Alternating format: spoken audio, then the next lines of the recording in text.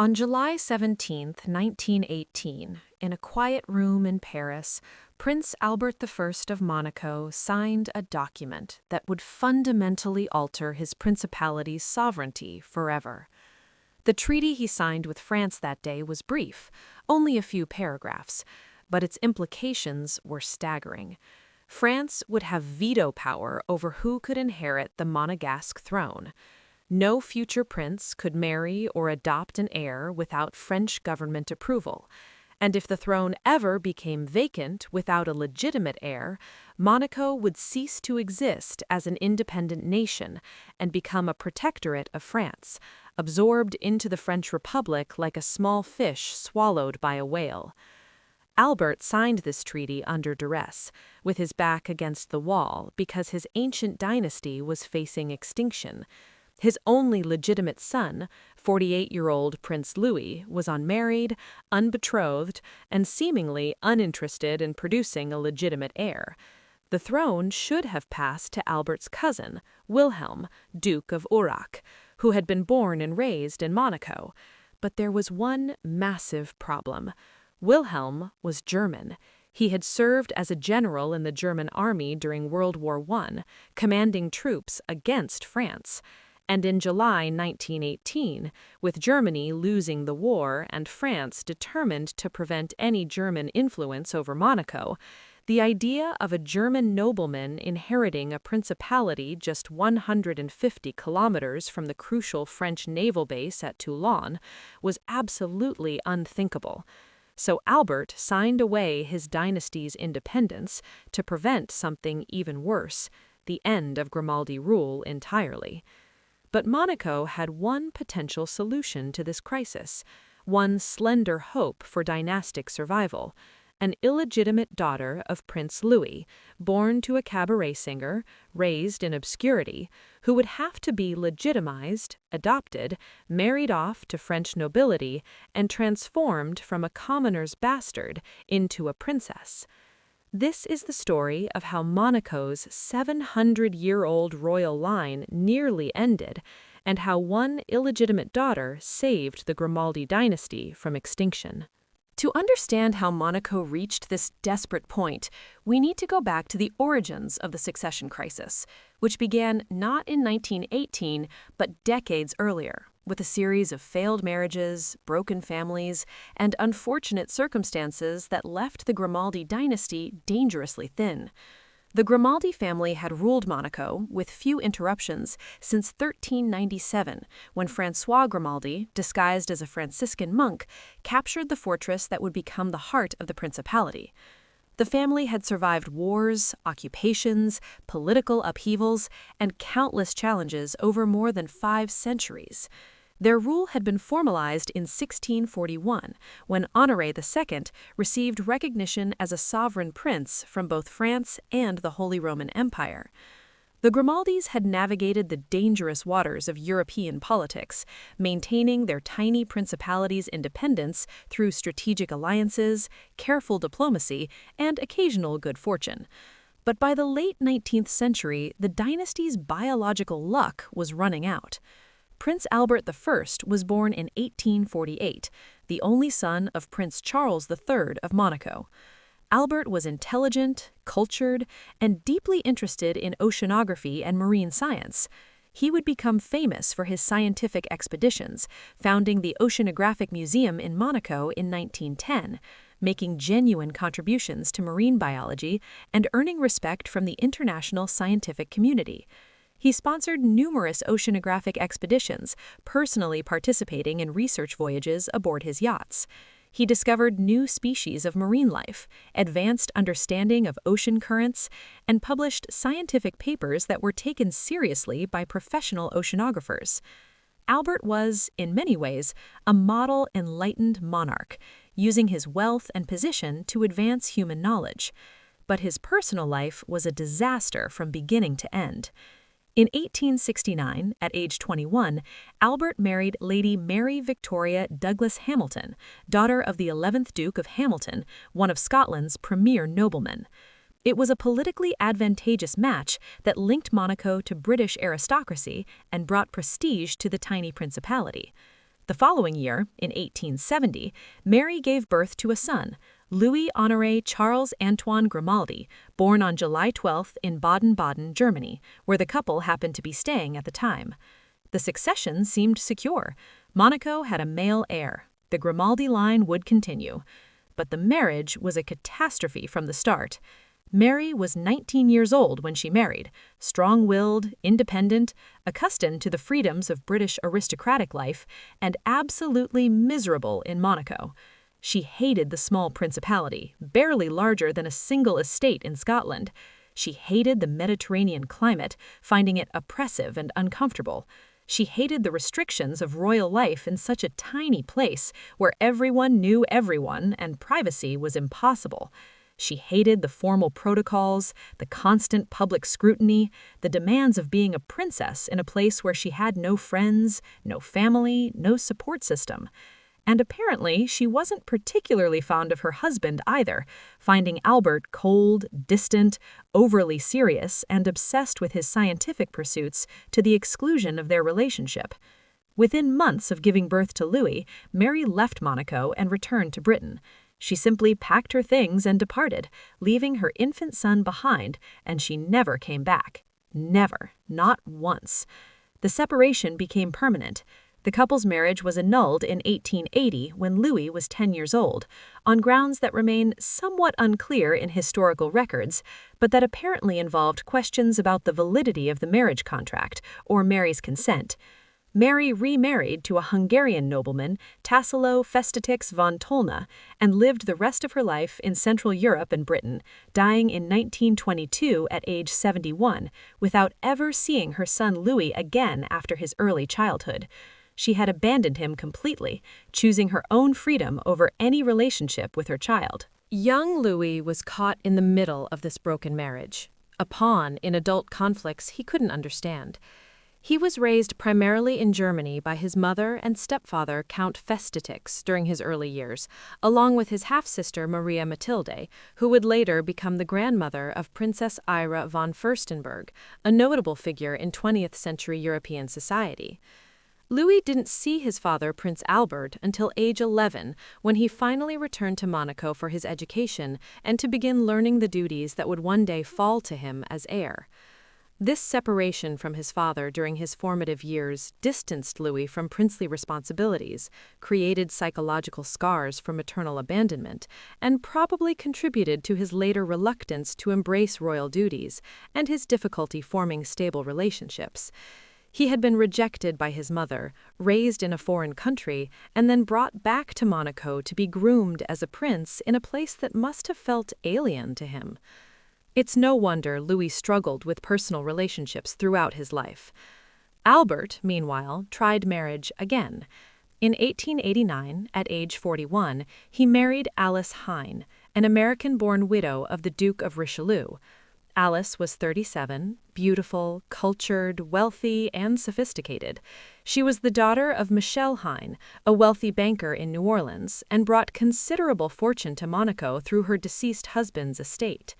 She was intelligent, socially adept, loved the arts, and transformed Monaco's cultural life during her years as princess consort. Alice established Monaco as a cultural destination, attracting artists, musicians, and intellectuals to the principality. She renovated the palace, hosted lavish parties, and generally brought glamour and sophistication to Monaco's court. But this marriage also failed to produce children, despite lasting more than a decade before the couple separated.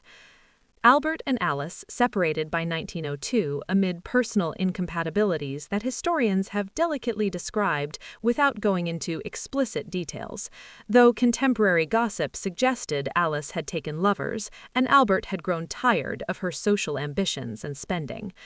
They never divorced, but lived separately for the rest of their lives, maintaining a facade of respectability while having essentially no relationship.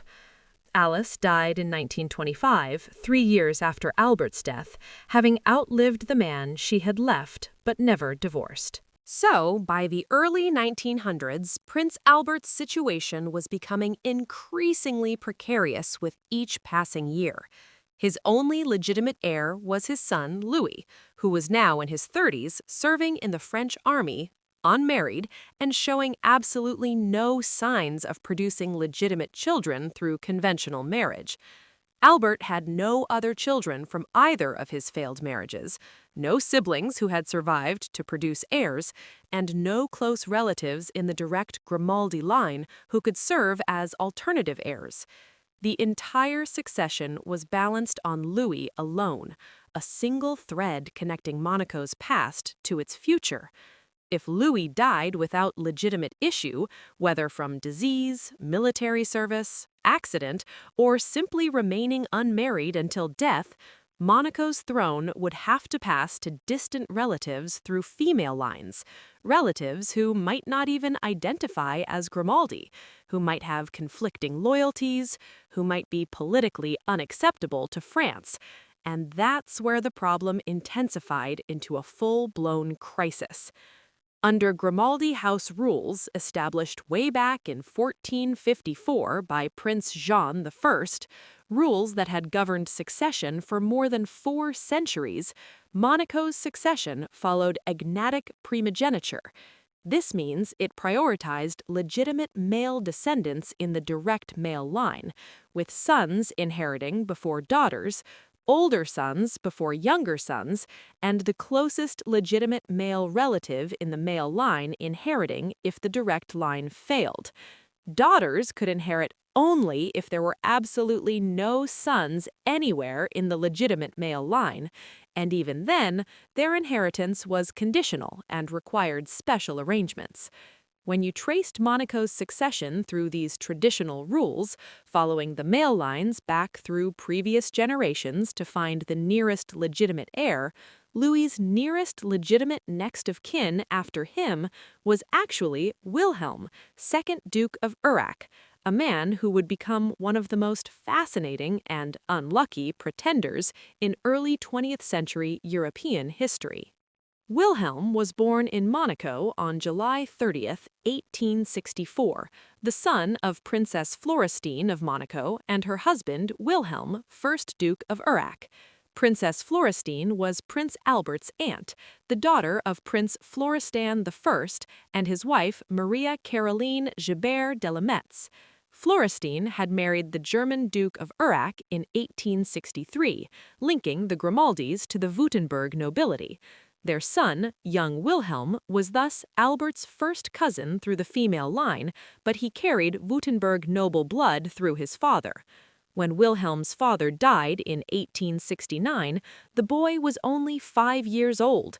His mother, Florestine, brought him back to Monaco, where he was raised as a Francophone Catholic, educated at Monaco's Jesuit school until 1882, and seemed thoroughly integrated into Monegasque life. He spoke French as his first language, practiced Catholicism devoutly, and had strong sentimental ties to Monaco, the place of his birth and childhood. He had been awarded the Grand Cross of Monaco's Order of St. Charles, Monaco's highest honor, in recognition of his family connection. By all accounts, Wilhelm had genuine affection for Monaco and considered it his homeland, despite his German noble titles. But there was an enormous, insurmountable problem that would eventually exclude him from succession. Wilhelm was a German national. His adult domicile was in Württemberg, in southwestern Germany. His main assets, including the spectacular Liechtenstein castle perched on a cliff in the Swabian Alps, were in Germany. His titles were German, his allegiances were German, and in 1890, at age 26, Wilhelm joined the 13th Royal Württemberg Corps of the German Army, beginning a military career that would define him in French eyes. By 1914, when World War I broke out, Wilhelm was a general commanding the German 26th Division in combat against France and Britain. He was literally leading German troops in battle against Monaco's protector and neighbor. He commanded German forces at battles including Verdun, one of the bloodiest battles in human history, where hundreds of thousands of French and German soldiers died in brutal trench warfare. Wilhelm's military service to Germany made him absolutely unacceptable to France as a potential ruler of Monaco. By 1910, France was deeply, increasingly, desperately worried about Monaco's future. The French government had been Monaco's protector since the Treaty of 1861, which had established France's special relationship with the Principality after Monaco sold the towns of Menton and Roquebrune to France for 4 million francs, reducing Monaco's territory to its current tiny size. Under the 1861 treaty, Monaco conducted its foreign relations through France, relied on France for defense, and existed essentially as a French client state, while maintaining nominal independence and its own ruling family. France guaranteed Monaco's territorial integrity, provided military protection, and in exchange received influence over Monaco's policies and assurance that the Principality wouldn't fall under hostile control. But Monaco's strategic location made it absolutely crucial to French security in ways that went beyond normal ally relationships. The Principality sits on a rocky promontory jutting into the Mediterranean Sea, the famous Rock of Monaco, a natural fortress that had been valuable since ancient times. From Monaco's heights, you can observe naval traffic, control approaches to the coast, and potentially threaten shipping lanes. In the age of submarines, torpedo boats, and naval warfare, France could not tolerate even the theoretical possibility of Monaco falling under German influence and being used as a base for naval operations. Monaco is only 150 kilometers from Toulon, one of France's most important naval bases, and home to a major portion of the French Mediterranean fleet. Imagine German U-boats using Monaco's harbor as a base, refueling there, gathering intelligence there, launching attacks on French shipping from there. Imagine German naval intelligence operating from Monaco, observing French fleet movements, reporting to Berlin. It was absolutely unthinkable. The strategic nightmare kept French military planners awake at night. So when it became clear that Prince Louis might inherit the throne without producing a legitimate heir, and that succession could pass to Wilhelm, a German general who had commanded troops against France, the French government decided that Monaco's succession was no longer just Monaco's business. It was a French national security issue that required direct intervention. The first step toward resolving the crisis came with what historians call the Monegasque Revolution of 1910 to 1911, which, despite its dramatic name, wasn't really a violent revolution, but rather a peaceful protest movement demanding political reforms and constitutional government. Workers and middle-class Monegasques went on strike, held demonstrations, and demanded that Prince Albert grant a constitution limiting absolute monarchical power and establishing representative government. The movement was peaceful but persistent and widespread enough that Albert realized he had to make concessions. On January 5, 1911, Prince Albert promulgated a new Constitution of Monaco, establishing a constitutional monarchy with separation of powers and limited representative government. The Constitution created a national council with some legislative authority, though the prince retained most actual governing power, including control over foreign policy, succession, and most executive functions. The Constitution established the framework for a modern government, with ministers, legislative processes, and at least the appearance of democratic institutions. Crucially for our story, the Constitution was deliberately and completely silent on the subject of succession, leaving it to traditional Grimaldi house customs, existing statutes, and princely prerogative. This silence was not an oversight. It was a deliberate choice designed to preserve the prince's flexibility to make decisions about heirs and succession without constitutional constraints that might prevent creative solutions to the brewing succession crisis. And it would allow Albert to change succession laws by princely ordinance rather than requiring constitutional amendments that might be politically difficult or impossible to achieve. That same year, 1911, on May 15th, Monaco took the first controversial step toward resolving the succession crisis by passing a law that recognized Louis's illegitimate daughter Charlotte as his child and declared her a dynastic member of the sovereign family. This was extraordinary, unprecedented, and legally questionable. Charlotte Louise Juliette Louvet had been born on September 30th, 1898, in Constantine, Algeria, a French colonial city in North Africa, where her father Louis was serving with the French Foreign Legion. Her mother was Marie Juliette Louvet, a woman from decidedly non-aristocratic, decidedly scandalous origins. The exact details of Marie Juliette's background vary depending on which historical source you consult, but all versions agree she came from the lower classes of French society.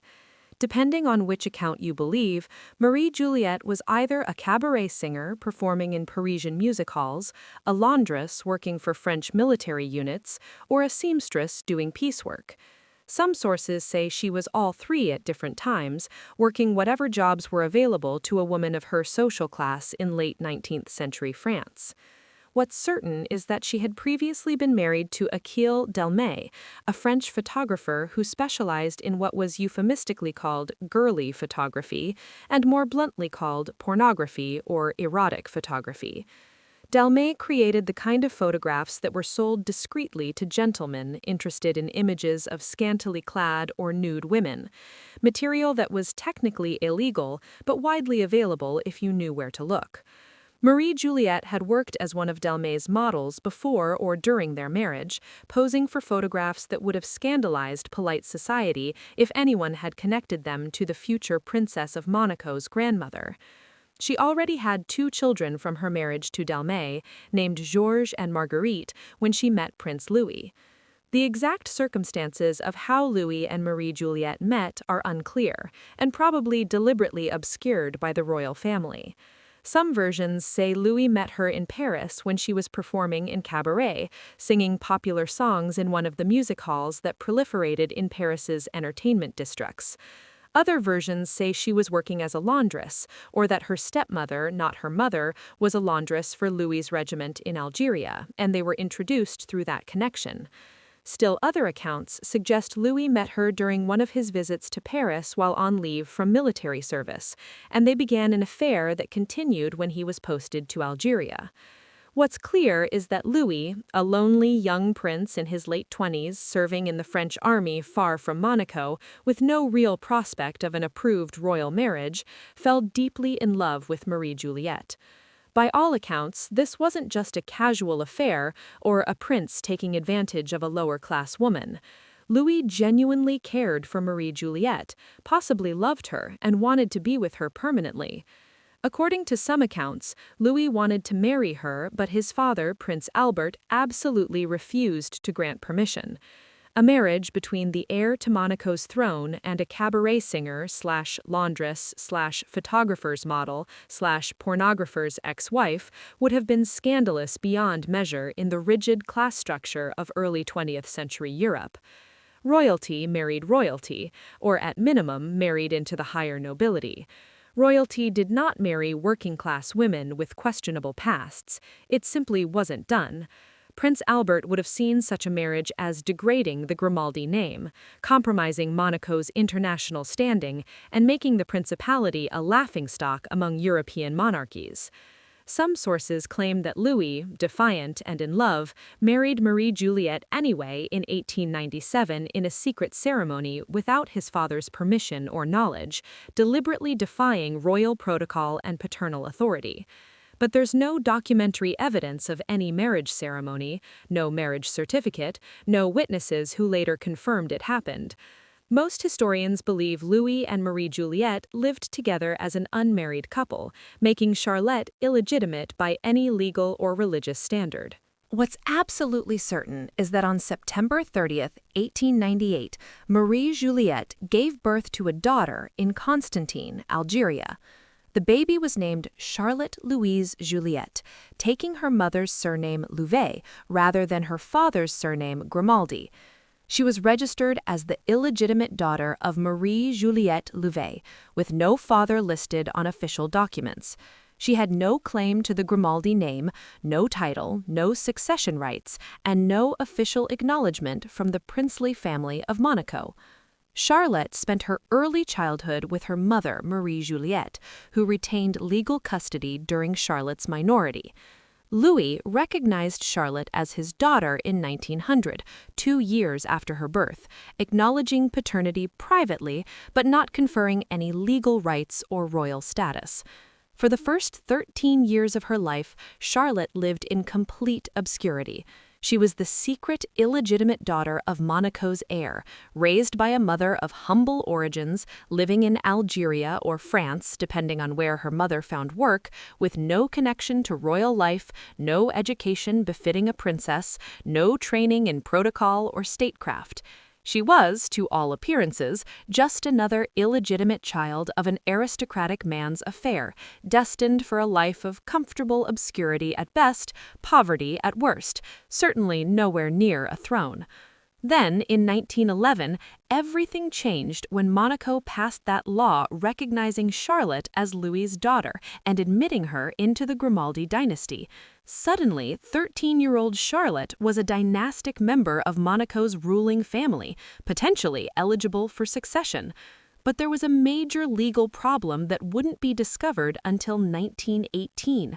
This recognition was in procedural violation of Monaco's 1882 statutes governing succession and legitimacy. The 1882 statutes required specific procedures for legitimizing illegitimate children, procedures that hadn't been properly followed in Charlotte's case. The National Council of Monaco, the newly created legislative body, examined the 1911 law in 1918 and formally notified Prince Albert that the ordinance was invalid. It didn't comply with proper legal procedures. Charlotte's legitimization hadn't been done correctly according to existing law. She was still technically illegitimate, still unable to inherit, still not legally a Grimaldi despite 7 years of nominal recognition. Meanwhile, World War I had erupted across Europe in August 1914, and by 1918, after 4 years of brutal combat, France and Germany were locked in a desperate struggle that had killed millions. Wilhelm, Duke of Urach, the man who stood to inherit Monaco if Louis died without legitimate issue, was commanding German troops on the Western Front. He had personally led forces in some of the war's bloodiest battles. From the French perspective, Wilhelm wasn't just German by nationality, he was an active enemy combatant, a general in the army that was killing French soldiers by the hundreds of thousands. And France's anxiety about Monaco's succession was reaching an absolute fever pitch. The French government, through diplomatic channels, made it crystal clear to Prince Albert, France would not, under any circumstances, ever, at any time, in any scenario, accept Wilhelm, Duke of Urach, inheriting Monaco's throne. If that meant Monaco ceased to exist as an independent nation, if that meant French annexation, if that meant the end of the Grimaldi dynasty, so be it. France would rather eliminate Monaco entirely than allow a German general who had fought against France to become prince of a strategically located Mediterranean principality. The message was unambiguous. Fix this succession problem, or France will fix it for you, and you won't like France's solution. Prince Albert found himself trapped between impossible choices, facing the greatest crisis of his reign. His son, Louis, now 48 years old in 1918, remained unmarried and unbetrothed, apparently having no interest whatsoever in a legitimate royal marriage. Perhaps Louis was still emotionally attached to Marie-Juliette, though they were no longer together. Perhaps he simply didn't want marriage. Perhaps he was so psychologically damaged by his own parents' failed marriages that he couldn't bring himself to attempt matrimony. Whatever the reason, Louis wasn't providing a legitimate heir. Albert's only other option was the illegitimate Charlotte, whose previous legitimization had been ruled legally invalid. The rightful heir under traditional succession laws was Wilhelm, the German general, which was politically impossible and would trigger French intervention. And France was demanding a solution that would guarantee French-friendly succession in perpetuity. Albert was 70 years old, his health declining, and he needed to resolve this crisis before he died and left the succession in chaos. So Albert did what desperate rulers have done throughout history when legal options fail. He changed the law. On October 30th, 1918, just weeks before the end of World War I, Monaco passed a new ordinance, a complete revision of succession law, modifying the existing statutes to explicitly allow the reigning prince, or, with the monarch's consent, the hereditary prince, to adopt an heir with full succession rights. The heir could be adopted from within the princely dynasty, or even from outside it if necessary, in the absence of legitimate biological issue. This was absolutely revolutionary for European monarchy. Traditional monarchical succession was fundamentally based on bloodline, on legitimate descent, on the principle that royal blood made someone qualified to rule. Adoption was not supposed to convey succession rights in dynasties. You couldn't just adopt someone and make them your heir. Inheritance of thrones was biological and legitimate, not legal and adoptive. But Monaco was desperate, and desperate times called for revolutionary measures. This ordinance created the legal framework to legitimize Charlotte through adoption, rather than trying to declare her legitimate from birth, which had already been tried and ruled invalid. Adoption was a fresh start, a new legal mechanism that circumvented the problems with the earlier legitimization attempt. And then, while this legal maneuvering was happening in Monaco, France applied maximum pressure to formalize its control over Monaco's succession. French diplomats negotiated with Prince Albert throughout the spring and summer of 1918, as Germany's final offensives failed, and it became clear the Central Powers would lose the war. France wanted a treaty, a formal international agreement that would give France permanent veto power over Monaco's succession to prevent any future surprises.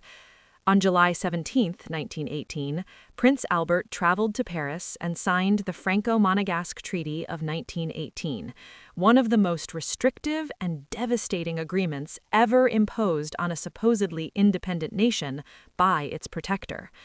The treaty was incorporated into the Treaty of Versailles, making it part of the international agreements ending World War I and giving it the force of international law.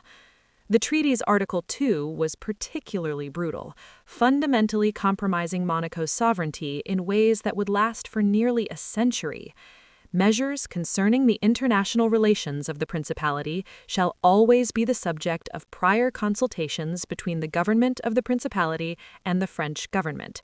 The same shall apply to measures concerning directly or indirectly the exercise of a regency or succession to the throne, which shall, whether by marriage or adoption or otherwise, pass only to a person who is of French or Monegasque nationality and is approved by the French government. Read that carefully and understand what it means. France now had absolute veto power over Monaco's succession. Any future prince had to be either French or Monegasque nationality, eliminating anyone like Wilhelm who held German or any other foreign nationality. And beyond mere nationality, the heir had to be specifically approved by the French government, meaning France could reject even a French or Monegasque candidate if France considered them politically unacceptable for any reason. Monaco couldn't adopt an heir without French permission. No prince could marry without France's approval of the spouse. No succession arrangement, whether through birth, adoption, marriage, or any other method, could proceed without explicit French government approval. And buried in the treaty was an even more devastating clause that made Monaco's independence conditional. If the Monegasque throne ever became vacant without an approved heir, Monaco would automatically become an official French protectorate under French jurisdiction, losing even its nominal independence and essentially being absorbed into France while retaining some symbolic autonomy. This was the price of survival. Monaco had surrendered its sovereignty to prevent German succession and preserve Grimaldi rule, however compromised that rule might be going forward. What's absolutely certain is that on September 30th, 1898, Marie Juliette gave birth to a daughter in Constantine, Algeria. The baby was named Charlotte Louise Juliette, taking her mother's surname Louvet rather than her father's surname Grimaldi. She was registered as the illegitimate daughter of Marie-Juliette Louvet, with no father listed on official documents. She had no claim to the Grimaldi name, no title, no succession rights, and no official acknowledgement from the princely family of Monaco. Charlotte spent her early childhood with her mother Marie-Juliette, who retained legal custody during Charlotte's minority. Louis recognized Charlotte as his daughter in 1900, 2 years after her birth, acknowledging paternity privately but not conferring any legal rights or royal status. For the first 13 years of her life, Charlotte lived in complete obscurity. She was the secret, illegitimate daughter of Monaco's heir, raised by a mother of humble origins, living in Algeria or France, depending on where her mother found work, with no connection to royal life, no education befitting a princess, no training in protocol or statecraft. She was, to all appearances, just another illegitimate child of an aristocratic man's affair, destined for a life of comfortable obscurity at best, poverty at worst, certainly nowhere near a throne. Then, in 1911, everything changed when Monaco passed that law recognizing Charlotte as Louis's daughter and admitting her into the Grimaldi dynasty. Suddenly, 13-year-old Charlotte was a dynastic member of Monaco's ruling family, potentially eligible for succession. But there was a major legal problem that wouldn't be discovered until 1918. This recognition was in procedural violation of Monaco's 1882 statutes governing succession and legitimacy. The 1882 statutes required specific procedures for legitimizing illegitimate children, procedures that hadn't been properly followed in Charlotte's case. The National Council of Monaco, the newly created legislative body, examined the 1911 law in 1918 and formally notified Prince Albert that the ordinance was invalid. It didn't comply with proper legal procedures. Charlotte's legitimization hadn't been done correctly according to existing law. She was still technically illegitimate, still unable to inherit, still not legally a Grimaldi, despite 7 years of nominal recognition. With the legal framework finally in place and France's demands met through the treaty, the final step could proceed to actually solve the succession crisis by legitimizing Charlotte. On May 16, 1919, at the Monegasque Embassy in Paris, in a ceremony carefully stage-managed for political effect, Prince Louis formally adopted his 20-year-old illegitimate daughter, Charlotte. The ceremony was attended by Prince Albert, Prince Louis, French President Raymond Poincaré himself representing the French government's approval, and various Monegasque and French officials. The adoption was conducted under French law at France's absolute insistence, giving Charlotte the Grimaldi surname and full succession rights under Monaco's revised statutes. She became Charlotte Louise Juliette Grimaldi, Princess of Monaco, Duchess of Valentinois, heir presumptive to the throne of a sovereign principality. It was an astonishing transformation, a Cinderella story, except that Charlotte herself had no choice in the matter and was being used as a political pawn to solve a succession crisis she hadn't created. But there was ongoing controversy and a shadow of legal doubt over the validity of the adoption that bothered constitutional scholars and traditionalists. Monaco's civil code, which was based heavily on French civil law, contained specific requirements for legal adoption. Article 240 required that the adopting party be at least age 50 years old. Article 243 required that the person being adopted be at least 21 years old. These age requirements were designed to ensure that adoptions were serious, that the adopter was mature enough to make permanent legal decisions, and that the adoptee was an adult capable of understanding the implications.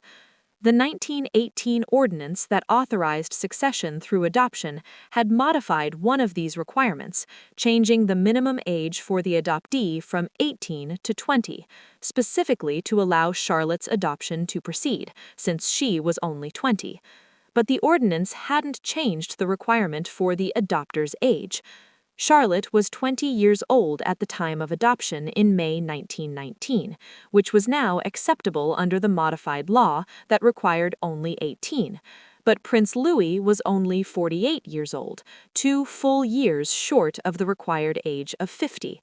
Technically, strictly reading Monaco's civil code, the adoption was invalid because the adopter didn't meet the age requirement. This was a legitimate legal problem that could have been challenged in Monegasque courts or used by rival claimants to argue that Charlotte's succession rights were invalid. But nobody challenged it, at least not successfully. France supported the adoption enthusiastically because it solved the German succession problem. Prince Albert supported it desperately because it saved his dynasty, and Monaco needed it to survive as an independent entity. So the legally questionable adoption stood, unchallenged, and Charlotte's succession rights were treated as legitimate, despite the technical violation of age requirements. It was a matter of political necessity overriding legal technicalities, of survival trumping procedural correctness.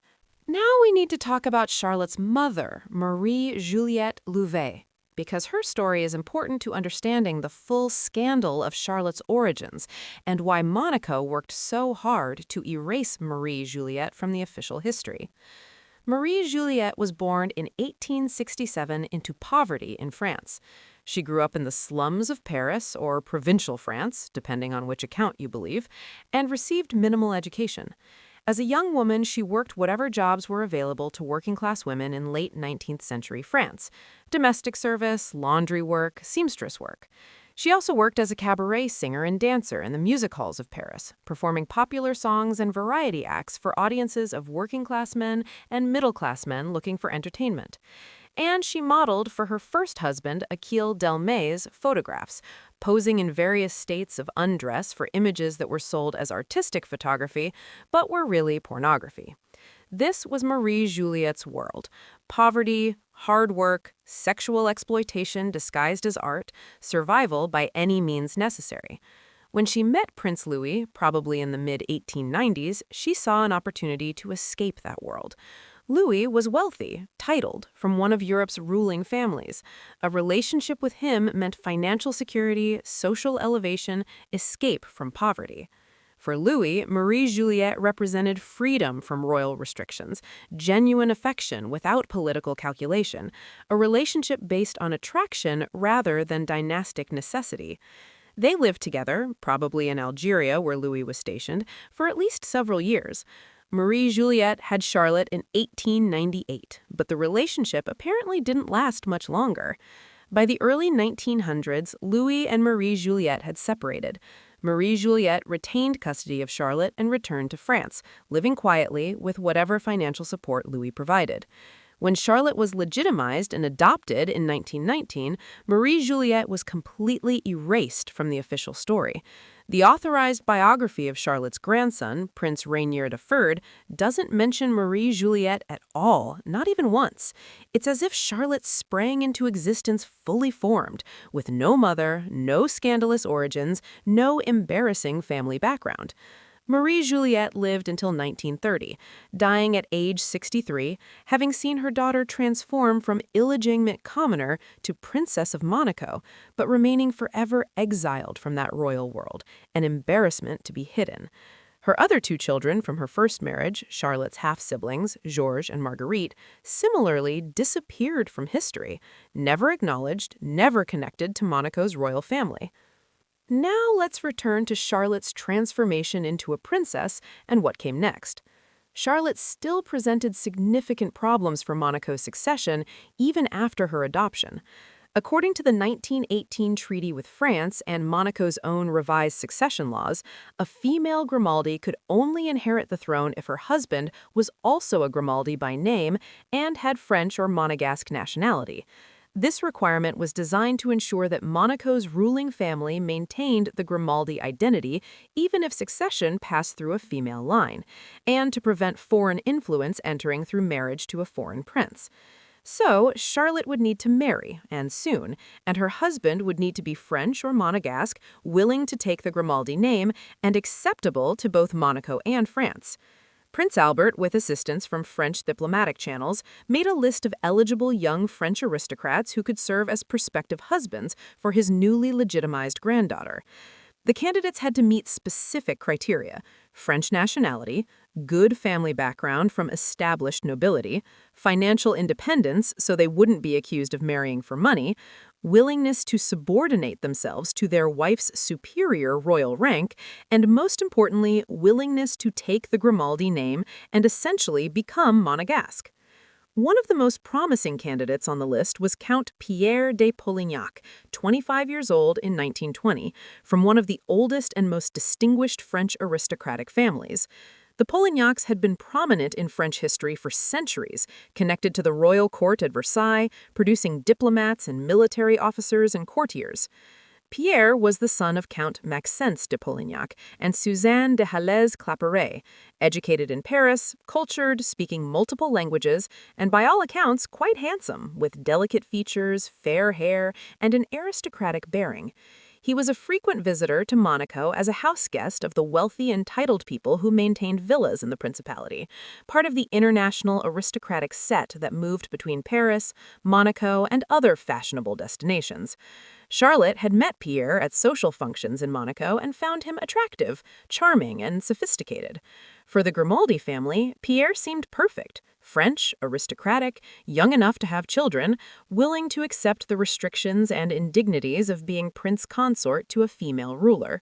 On March 18, 1920, a detailed prenuptial agreement was drawn up specifying every aspect of the marriage and Pierre's future role.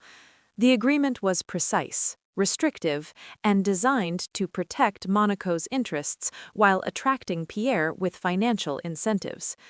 Pierre would change his name from Polignac to Grimaldi upon marriage, becoming legally and officially a member of Monaco's princely family.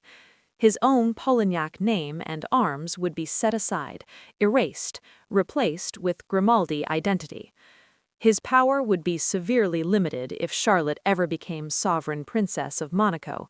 He would have no governing authority whatsoever, no say in state affairs, no ability to exercise sovereign power. He would serve only as a consort, a ceremonial figure, supporting his wife but wielding no actual power. This was humiliating for an aristocratic man in an era when men expected to be the heads of their households and families, but it was necessary to prevent a Polignac from effectively ruling Monaco through marriage to a Grimaldi princess. In exchange for accepting these restrictions, Pierre would receive substantial financial compensation. He would get a large annual income guaranteed for life, whether the marriage succeeded or failed, whether Charlotte became princess or not, ensuring his financial security permanently. He would receive the title of Prince Pierre of Monaco and Duke of Valentinois upon marriage, giving him royal rank and prestige even without power. And he would live in palaces, have access to enormous wealth, and enjoy all the privileges of royalty without the burdens of actual governance. For a younger son of an aristocratic family with limited prospects, this was an attractive offer despite the restrictions. The wedding took place on March 19, 1920, in Monaco, with elaborate celebrations designed to announce to the world that Monaco's succession was secured and that the Grimaldi dynasty had a future. 21 cannons fired ceremonial salutes throughout the day, their booms echoing across the principality. International flags representing countries from across Europe flew in the palace square, symbolizing Monaco's place in the international order. Crowds thronged the streets, eager to witness this historic wedding that would produce Monaco's next generation of heirs. Prince Albert appeared in his green ceremonial uniform, adorned with the scarlet ribbon of the Order of Saint Charles, Monaco's highest honor, looking every inch the sovereign prince despite his 71 years. Pierre, 25 years old and strikingly handsome, wore formal wedding attire with a cutaway coat, striped trousers, and white gloves, looking like a fairy tale prince. 21-year-old Charlotte was dressed in an elaborate white silk wedding gown with a long train, her head crowned with a circlet of fresh orange blossoms, traditional symbols of purity and fertility, escorted down the aisle by her father, Prince Louis, in his military dress uniform. Cardinal Luçon, the Bishop of Reims, one of France's most senior Catholic prelates, presided over the ceremony in the cathedral, giving the wedding maximum religious solemnity and legitimacy. The eager crowd was so numerous and pressed so close that the couple could barely walk the short distance from the Cathedral of the Immaculate Conception to the prince's palace after the ceremony, their passage slowed by well-wishers throwing flowers and cheering. It was Monaco's grandest celebration in years, designed to project confidence and stability, to announce that the succession crisis was over, that the Grimaldi dynasty had a future. Charlotte and Pierre's marriage produced exactly what it was designed to produce: heirs to Monaco's throne. Their first child, Princess Antoinette, was born on December 28, 1920, barely 9 months after the wedding, demonstrating that the marriage had been immediately consummated and was producing results. But Antoinette was female, and Monaco still needed a male heir to satisfy traditional succession preferences. Their second child, a son named Rainier Louis-Henri Maxence Bertrand Grimaldi, was born on May 31, 1923. Rainier's birth was greeted with immense celebration and relief. Monaco now had a male heir in the direct line, legitimately born to the heir presumptive, bearing the Grimaldi name with no questions about legitimacy or adoption. The succession that had seemed so precarious just a few years earlier was now secure for another generation at least. The crisis was over. But the marriage itself, having served its reproductive purpose, was a complete disaster in every other respect. Pierre and Charlotte were fundamentally, irreconcilably incompatible as human beings. Multiple sources, including people close to the family and historians with access to private papers, have indicated that Pierre was homosexual, or at least had strong homosexual inclinations, which would explain why the marriage was unhappy, despite producing 2 children in the first few years. In the early 20th century, homosexuality was illegal, socially stigmatized, considered sinful by the Catholic Church, and grounds for scandal if discovered. A homosexual man might marry to maintain social respectability and produce heirs, while pursuing relationships with men secretly. If Pierre was indeed homosexual, he was trapped in a marriage to a woman he couldn't love, performing marital duties to produce children, but finding no genuine connection or attraction to his wife. Charlotte, for her part, was discovering that being a princess wasn't the fairy tale she might have imagined. She had been thrust into royal life as an adult, married to a man she barely knew for political reasons, expected to produce heirs and perform royal duties she had never been trained for, living in Monaco's conservative Catholic society that still whispered about her illegitimate birth and her mother's scandalous background. She and Pierre fought constantly, their incompatibilities obvious to everyone around them. By the mid-1920s, barely 5 years into the marriage, Charlotte and Pierre were living essentially separate lives within the same palace. They maintained appearances in public, attending official functions together, but their private relationship had collapsed. Charlotte began a relationship with an Italian doctor named Dalmazzo, finding with him the affection and connection she couldn't find with Pierre. The affair was conducted with some discretion, but was known to people at court. Pierre, meanwhile, allegedly had his own relationships, though these were kept extremely quiet given the legal and social dangers. On March 20, 1930, when Rainier was almost 7 years old and Antoinette was 9, Charlotte and Pierre officially separated. The separation was formalized by French courts since their marriage had taken place under French law despite the Monaco location. Charlotte left Pierre and moved with her lover Dalmazzo to France, taking the children with her initially. Prince Louis, who had never liked Pierre and saw him as a necessary evil for dynastic purposes rather than a true son-in-law, supported the separation. On February 18, 1933, the marriage was formally dissolved through divorce, an extraordinary step in Catholic Monaco, where divorce was socially scandalous and religiously condemned. The divorce was granted by ordinance of Prince Louis III, exercising his sovereign authority to override normal legal processes. It was confirmed by a French tribunal in December 1933, making it valid under French law as well. The divorce settlement awarded Pierre an annual annuity of 500,000 francs, roughly equivalent to hundreds of thousands of euros in today's money, ensuring his financial security for life, as promised in the prenuptial agreement. After the divorce, Pierre lost the right to use the title Duke of Valentinois, since that title traditionally belonged to Monaco's heir, and Pierre was no longer married to the heir. But he retained the title and style of His Serene Highness Prince Pierre of Monaco for the rest of his life, maintaining royal rank despite the divorce. The marriage was legally dissolved, but there was never an annulment from the Roman Catholic Church, which didn't recognize divorce under any circumstances. In the Church's eyes, Charlotte and Pierre remained married until death, even though they never saw each other again after the divorce. Charlotte, born illegitimate and now divorced, knew she would never be fully accepted by Monaco's deeply Catholic, deeply traditional, deeply conservative society, no matter what titles she held. She had done her duty by producing heirs, particularly the crucial male heir, Rainier, who secured the succession, but she remained an outsider, a scandal, a woman with a questionable past and present. On June 26, 1922, in the middle of Charlotte's early married years, Prince Albert I died at age 73.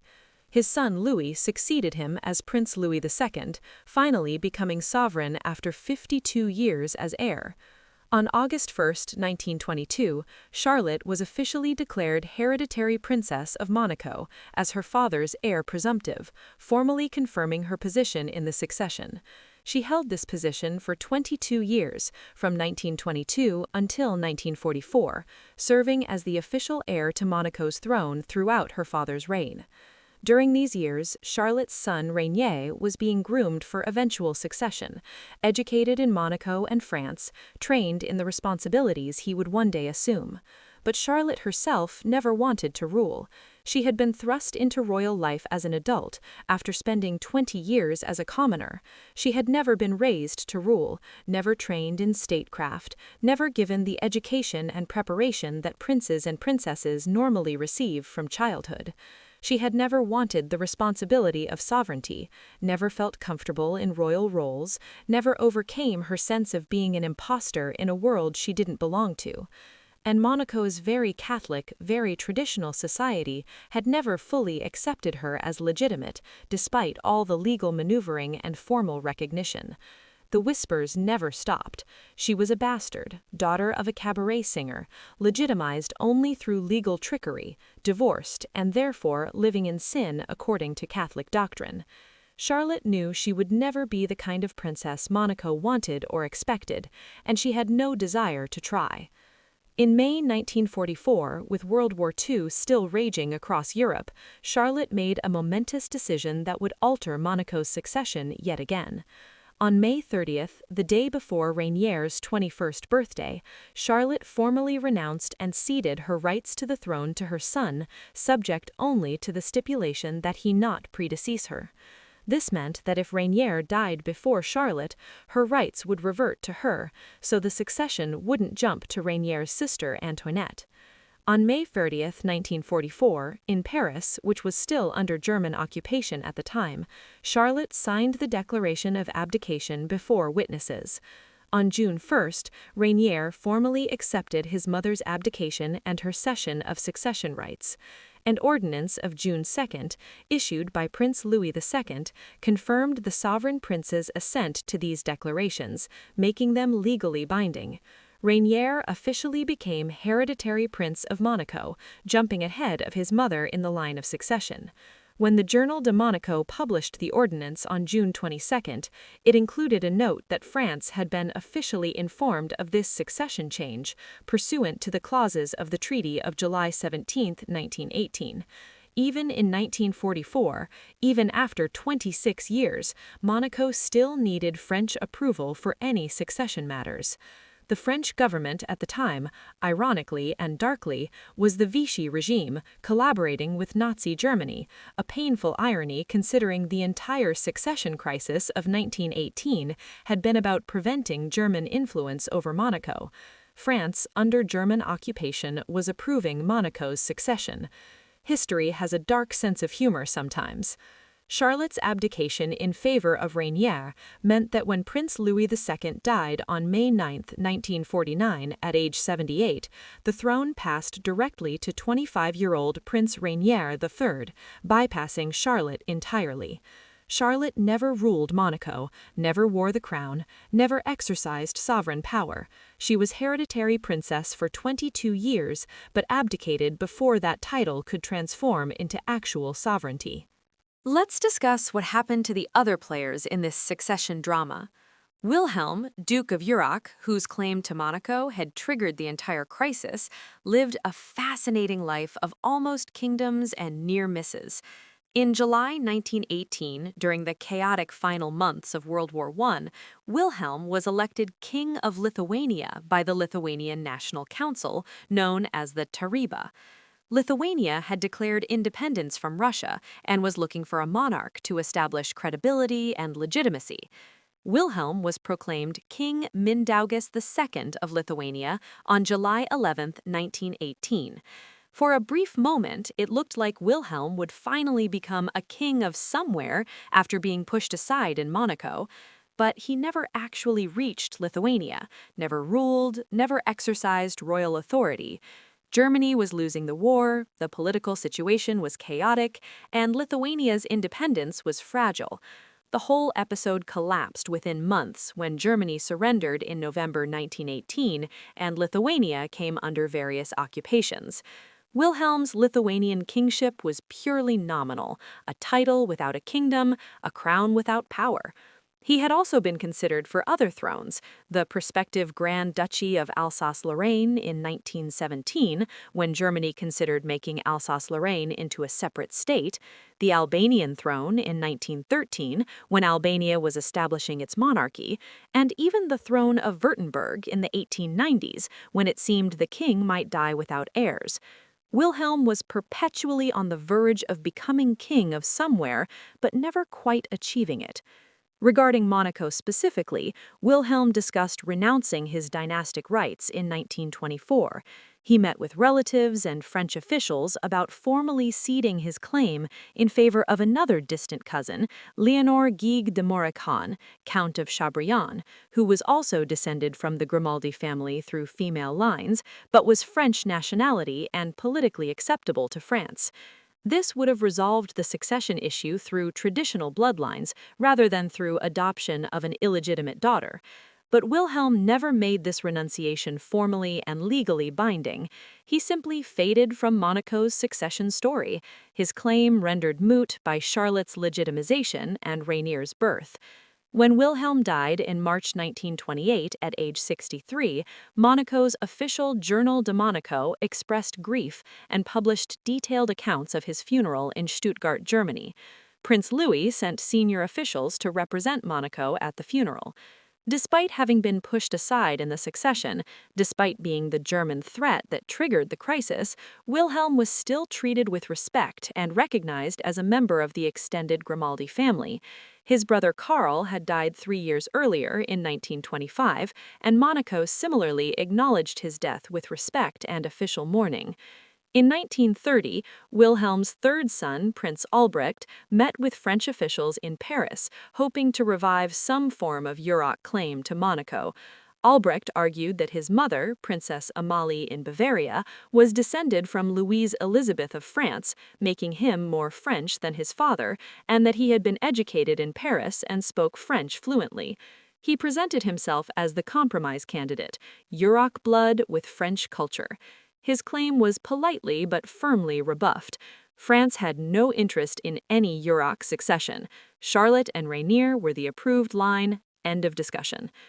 Now we must discuss Charlotte's extraordinary later life, because her post-abdication years reveal a woman who finally found freedom and purpose outside royal constraints. After abdicating in favor of Rainier in 1944, Charlotte left Monaco permanently. She moved to the Château de Marchais, the Grimaldi family's sprawling estate outside Paris, a beautiful property with extensive grounds that had been in the family for generations. She could have lived a life of idle luxury, hosting parties, traveling, spending her substantial income on amusements. Instead, Charlotte made an unusual choice. She attended college as an older adult, studying social work at a time when women of her generation, and especially women of her social class, rarely pursued higher education. She received a degree in social work, genuinely studying and completing coursework rather than being granted an honorary degree. Then, despite strong objections from her family, including her son Rainier, Charlotte turned the Château de Marchais into a rehabilitation home for ex-convicts. She personally worked with former prisoners, helping them find housing, employment, and paths to reintegration into society. This was radical, scandalous work for a princess. Respectable society didn't work with criminals. Aristocratic women certainly didn't invite ex-convicts to live on their estates. But Charlotte didn't care what society thought. She had spent her whole life being judged, criticized, and found wanting by respectable society. Now she was free to do what she wanted, and what she wanted was to help people society had thrown away. People like the bastard daughter of a cabaret singer she herself had once been. Charlotte also had a long-term relationship with René Girier, a famous jewel thief known throughout France as René le Cane, René the Cane, because he carried an elegant walking stick that he used in his thefts and that became his signature accessory. René was a gentleman thief in the classic French tradition, charming, sophisticated, stealing from the rich with style and panache. The relationship between a princess and a notorious criminal scandalized society, but Charlotte apparently didn't care. She had found someone who accepted her completely, who didn't judge her for her past, who connected with her as a human being rather than as a title. Her last major public appearance in Monaco was in 1956 at her son Rainier's wedding to the American actress Grace Kelly, which was one of the most publicized royal weddings of the 20th century, watched by millions around the world. Charlotte attended the wedding, seeing her son marry a beautiful, talented, famous woman who would become one of the most iconic princesses of the 20th century. After that, Charlotte lived quietly for 2 more decades, dividing her time between the Château de Marchais and Paris, working with ex-convicts, spending time with René le Cane, staying far away from Monaco and royal life. She died in Paris on November 15, 1977, at age 79. She had saved Monaco's royal line by her mere existence, by her willingness to be legitimized, married off, and used as a political solution to a succession crisis she didn't create. But she had never wanted to rule, never been fully accepted by Monegasque society, and ultimately chose a quiet, purposeful life away from the principality she had saved. She was buried with full royal honors, recognized officially as the woman who preserved the Grimaldi dynasty, even if Monaco preferred not to discuss exactly how or why she had been necessary.